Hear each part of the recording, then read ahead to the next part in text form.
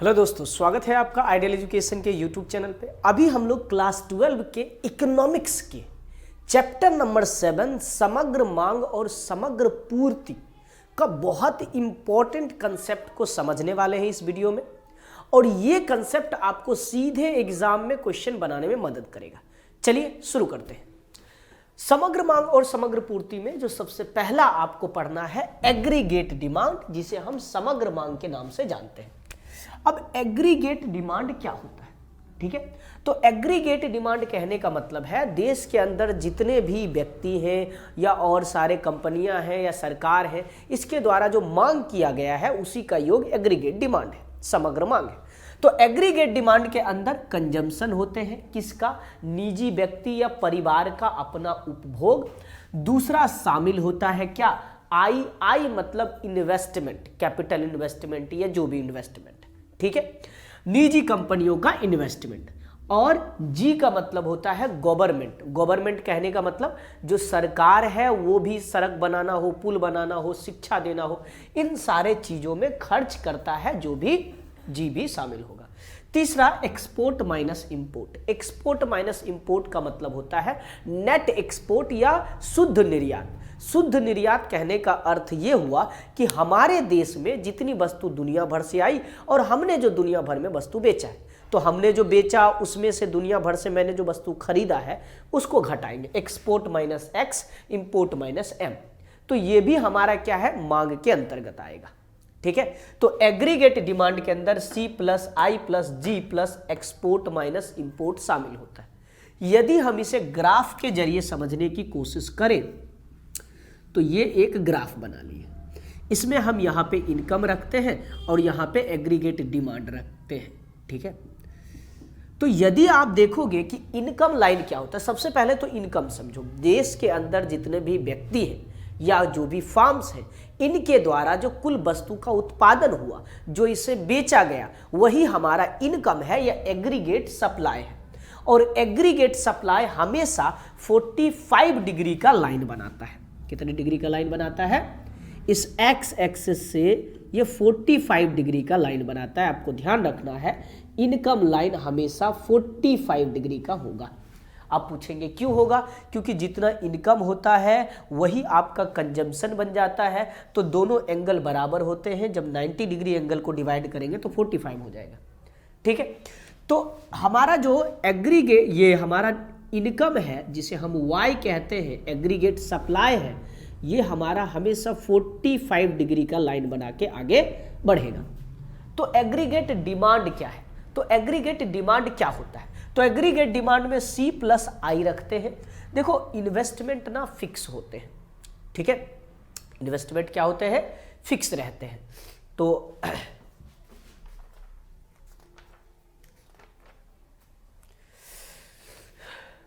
Investment क्या होते हैं? फिक्स होते हैं। यदि हम सी की बात करें तो सी क्या होता है? सी को बोलते हैं उपभोग फलन, कंजम्पशन फंक्शन। अब कंजम्पशन फंक्शन का मतलब क्या है? कंजम्पशन फंक्शन का मतलब ये हुआ कि आप जो हो, आप अपनी जरूरत की पूर्ति के लिए या खाने पीने के लिए, कपड़े के लिए कुछ ना कुछ चीजें खरीदते होंगे, वो आपका कंजम्पशन है। भले आपका इनकम नहीं हो, फिर भी कुछ लेवल ऑफ कंजम्पशन आपके पास रहता ही रहता है। भले आप निठल्ले बैठे हो, लेकिन फिर भी आपको कुछ ना कुछ कंज्यूम करना पड़ेगा। और जैसे जैसे यदि इनकम यहाँ पे y 0 है, लेकिन फिर भी आपके पास कंजम्पशन रहेगा। यदि आपका इनकम बढ़ता है तो आपका कंजम्पशन भी क्या होते जाता है? बढ़ता जाता है। एक समय ऐसा आता है जब इनकम बराबर हो जाता है कंजम्पशन की, और एक समय ऐसा आता है कि इनकम बढ़ने के साथ साथ कंजम्पशन बढ़ते तो हैं लेकिन y के तुलना में नीचे रहते हैं। y के तुलना में क्या रहते हैं? नीचे रहते हैं। क्योंकि अब आप 500 कमा रहे हो, फिर 1000 पर डे कमाने लगे, फिर 2000 पर डे कमाने लगे, सब थोड़ी ना कंज्यूम कर जाओगे। लेकिन एक समय में ऐसा भी था कि आपका इनकम 0 था लेकिन कंजम्पशन कुछ ना कुछ था। घर वाले गाली दे रहे थे कि बेटा कमा ले, ठीक है। तो ये बातें थी। एक समय में ऐसा आया जितना कमाते थे उतना खर्च होता था, लेकिन उसके बाद ऐसा समय आया कि आप कमा बहुत रहे हो लेकिन खर्च उसका आधा हिस्सा ही कर रहे हो या कम ही कर पा रहे हो। तो ये हमारा इनकम लाइन है, ये हमारा कंजम्पशन लाइन है। तो एग्रीगेट डिमांड क्या है? तो एग्रीगेट डिमांड बराबर होता है सी प्लस आई, यदि हम हाउस होल्ड और फार्म को ले तो आपका जो सी होता है वो कुछ ना कुछ रहेगा, तो ये हमारा है सी प्लस आई, सी प्लस आई। ठीक है, तो इसी को हम एग्रीगेट डिमांड भी कह सकते हैं। क्या कह सकते हैं? Aggregate demand. निजी व्यक्तियों का, गवर्नमेंट और एक्सपोर्ट को अभी रहने दिए। ठीक है, तो इससे रिलेटेड बात ये थी कि एग्रीगेट सप्लाई हमेशा 90 डिग्री का एंगल बना के रखेगा। Aggregate demand consumption plus investment होता है, जो इससे थोड़ा ऊपर रहेगा।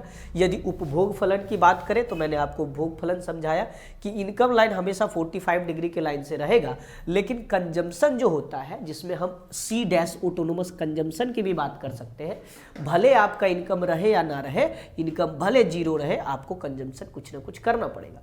जैसे जैसे इनकम बढ़ता है कंजम्पशन भी बढ़ते जाते हैं, और एक समय ऐसा आता है जब इनकम बराबर कंजम्पशन होते हैं। लेकिन आफ्टर सम टाइम आप देखोगे कि इनकम बहुत तेजी से बढ़ा, लेकिन कंजम्पशन उस लेवल पे नहीं बढ़ता है, कंजम्पशन उससे कम हो जाता है। तो 3 स्टेज है इसके। आप इन दोनों ग्राफ को समझ लेंगे तो आपके लिए हेल्पफुल रहेगा। बाकी इसमें जो अब टेक्निकल वर्ड्स हैं उन सारी चीजों की शुरुआत हम करते हैं। कुछ और इंपॉर्टेंट बिंदु देखते हैं इस चैप्टर का।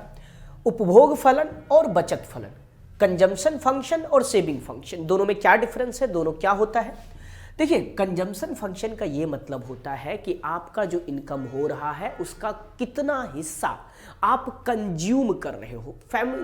पर ये जो समाज होते हैं ना, इसमें कई तरह के लोग होते हैं। उसमें से कुछ लोग ऐसे होते हैं कि इनकम के बहुत ज़्यादा हिस्से को खर्च करते हैं, लेकिन सब नहीं करते, उसमें से कुछ बचा के रखते हैं। तो बचा के रखने की जो प्रवृत्ति है वही आपका बचत फलन कहलाता है।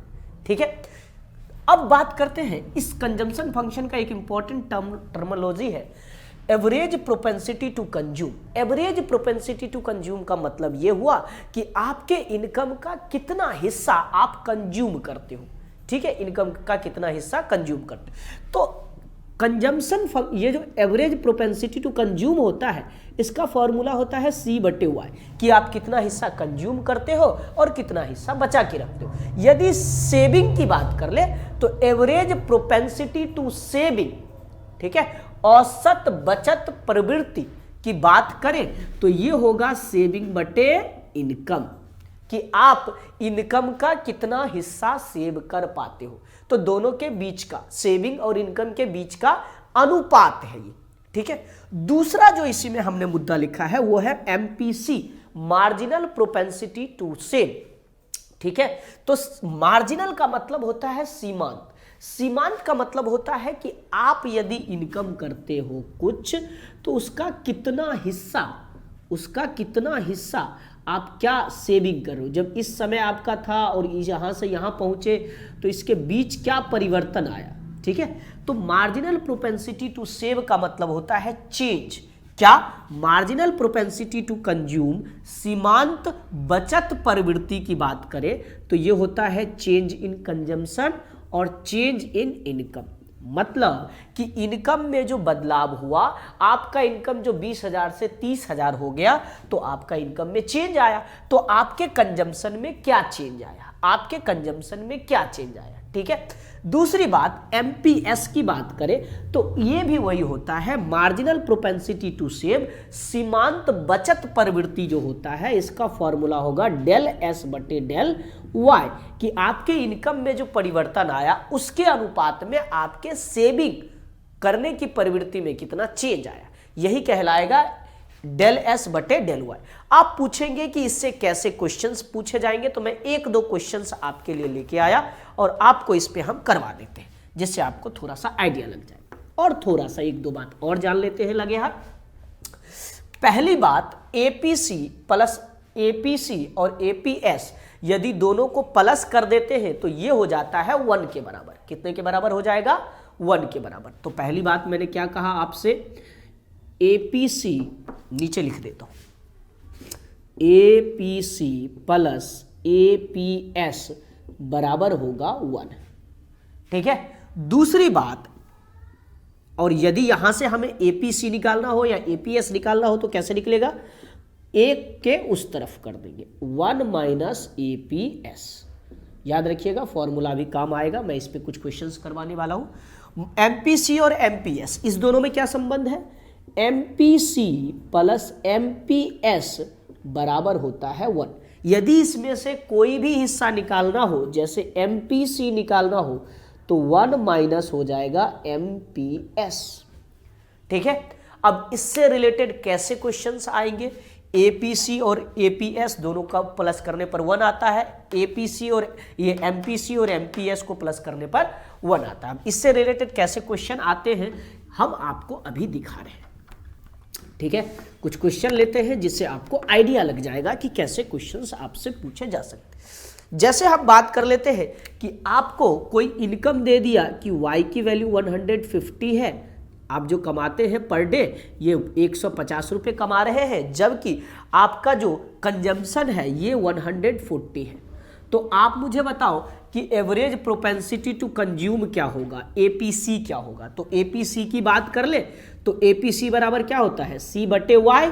C की वैल्यू क्या था, 140 बटे 150 है ना, काट देंगे और उसके बाद इसको पॉइंट में कन्वर्ट कर देंगे तो वो निकल जाएगा। ठीक है, यदि कन्वर्ट करते हैं तो ये आएगा 0.933। ओके, यदि हम दूसरी बात कर ले कि इसी में हमें निकालना होता APS, तो APS निकालने का एक और तरीका था कि हम क्या कर लेते सीधे, ठीक है, हम क्या कर लेते सीधे ये 1 माइनस APC को कर देते। या दूसरा तरीका क्या है कि पहले हम यहां से S निकाल लेंगे। S बराबर क्या होगा, Y minus C। Y minus C, Y की वैल्यू 150 है और ये हमारा क्या है 140 है। ठीक है, तो इस तरह से हम निकाल लेंगे। तो ये आ कितना गया 10, तो 10 बटे टोटल कितना है 150 कट गया तो 1 बटे 15 आ गया। ठीक है, और 1 बटे 15 आया तो फिर हम इसे किस में कन्वर्ट कर लेंगे, पॉइंट में कन्वर्ट कर लेंगे। ठीक है, ऐसे ही और भी कुछ चीजें दे सकता है आपको, जैसे MPC और MPS से रिलेटेड क्वेश्चन दे तो फिर कैसा क्वेश्चन देगा, मैं आपके लिए क्वेश्चन बनाता हूं और इस पे हम एक अच्छा सा जो प्रीवियस ईयर में क्वेश्चंस आया है इसका भी एक वीडियो बना लेंगे, जिससे आपको सारा क्वेश्चंस इसका क्लियर हो जाए। जैसे मैं कह रहा हूं कि आपको कि डेल S हमारा 50 है और डेल Y हमारा 80 है। ठीक है, तो आपको बताना है MPC marginal propensity to consume. ठीक है, सीमांत बचत प्रवृत्ति। तो MPC बराबर हमने क्या पढ़ा, डेल C बटे डेल Y। क्या यहां पे C है, नहीं, तो क्या हम C निकाल सकते हैं, तो बिल्कुल निकाल सकते हैं, क्यों नहीं निकाल सकते।